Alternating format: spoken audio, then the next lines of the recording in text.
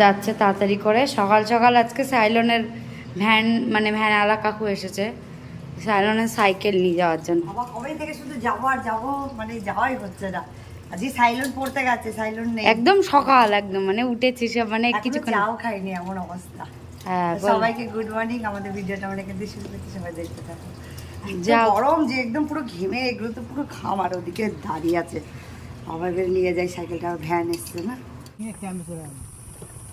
এই সাইকেলটা ঠিক করছে, টিউব পাল্টালো।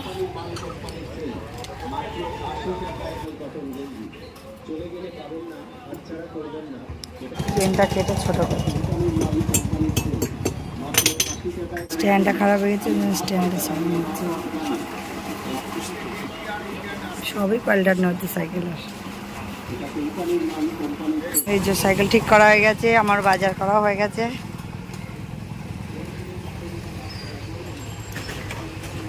এখন ঠিক করে নিচ্ছে সাইকেলটাকে, বাঁধবে না। এখানে একটু গাছের ছাওয়া আছে, বেশ পাশে মন্দির, সবজি বাজার। অসুবিধা হচ্ছে,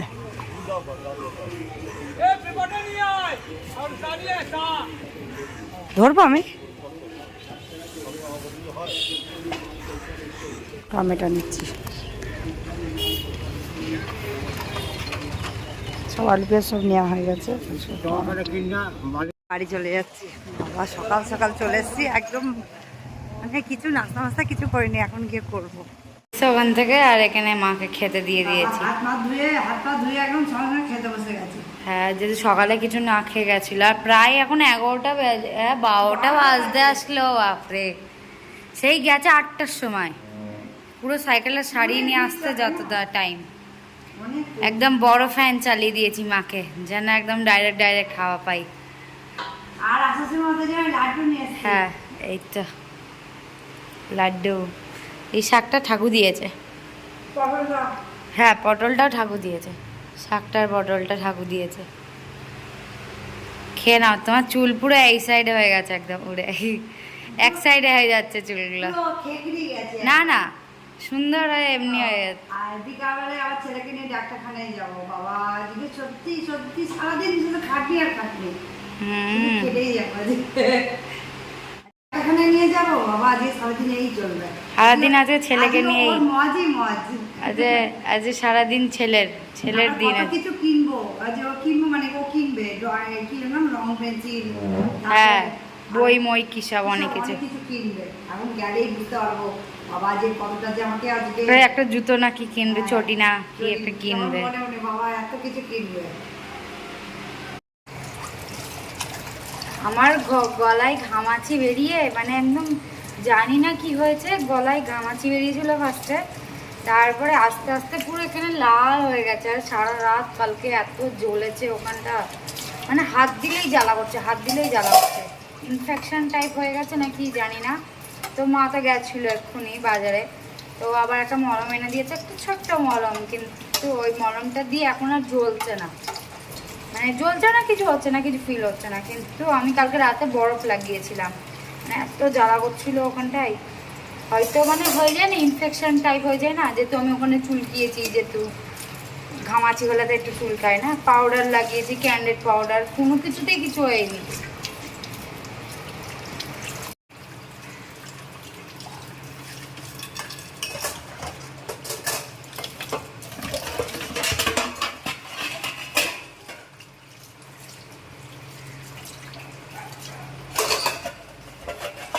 দেখাচ্ছিলাম তখন এই চাল মিস্ত্রিটা নিয়ে এসেছিলাম, মানে মুদিখানার দোকান থেকে। দেখি এত গরম, না ফ্রিতে দিইনি, কিন্তু এটা সায়েন্সিনা পাবো বলেছে যে চাল মিস্ত্রি খেতে, যাতে এখন খুব গরম না তার জন্য।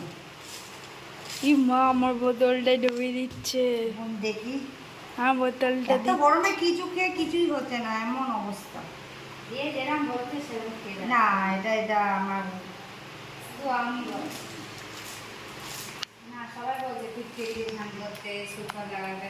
ও ঠাকুর বলছে যে সুতা কি পিটকিরি দিয়ে স্নান করতে।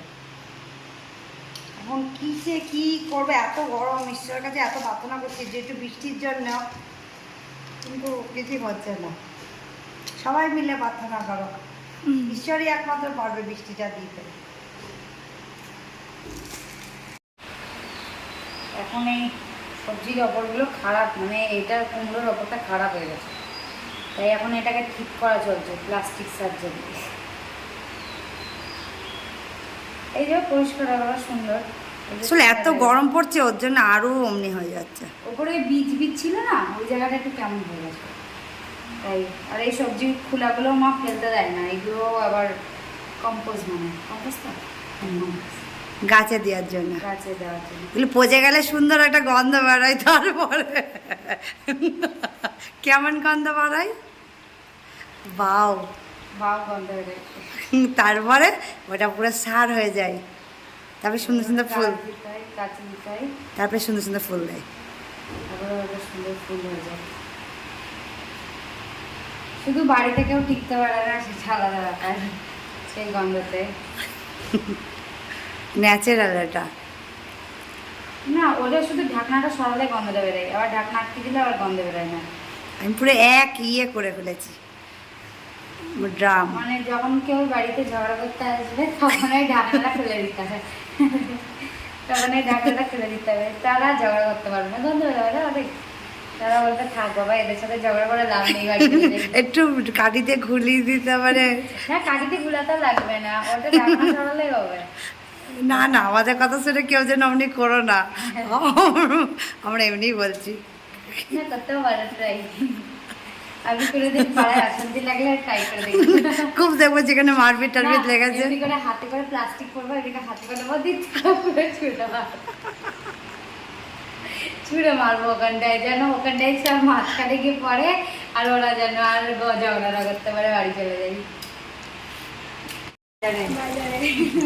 ওর চটি কিনবো, ড্রয়িং এর কি পেন্সিল কিনতে হবে, রং পেন্সিল, ড্রয়িং এর পেন্সিল, আর ডাক্তারখানায়, মেন হলো ডাক্তারখানায় নিয়ে যাচ্ছে। আর ও এমন হয়ে গেছে এখন না গিয়ে গিয়ে যেতেও চাচ্ছে না, বলছে দিদিকে নিয়ে যাও, ওকে ওকে দরকার, আর বলছে ওর দিদিকে নিয়ে যাবে, কেমন ধরনের জোর জবস্তি করে নিয়ে যাচ্ছে। চলো বাজারে গিয়ে দেখা যাচ্ছে।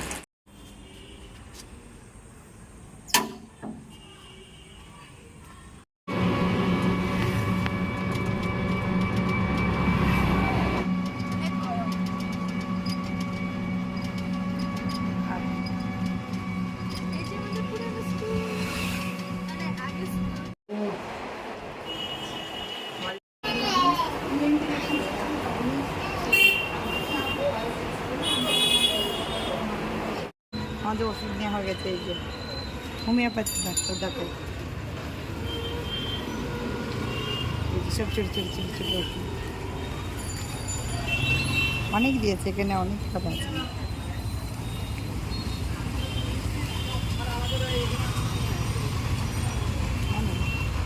শুরু হয়ে গেছে,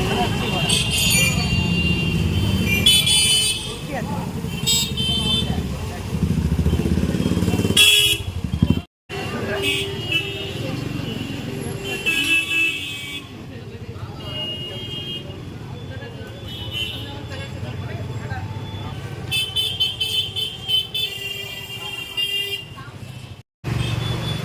চয়েস করে করে হচ্ছে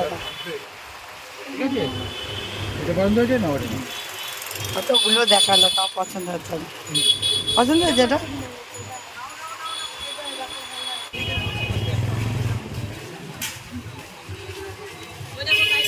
এই যে মুখের দিকে না দেখানো কি করে পড়বি, ছিঁড়ে কিনতে ছিঁড়ে বই খাতার দোকানে এসছি। এখন রং পেন্সিল কিনবো পরীক্ষার জন্য, কালার বসে দিও পরীক্ষা ড্রয়িং এর।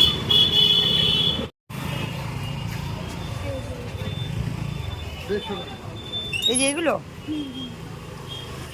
এই যে এটাকে নিল বাবা 50 টাকা। আমার ড্রয়িং এ তো অনেক রকম শেড করতে হয়, তাই জন্য 10 টাকা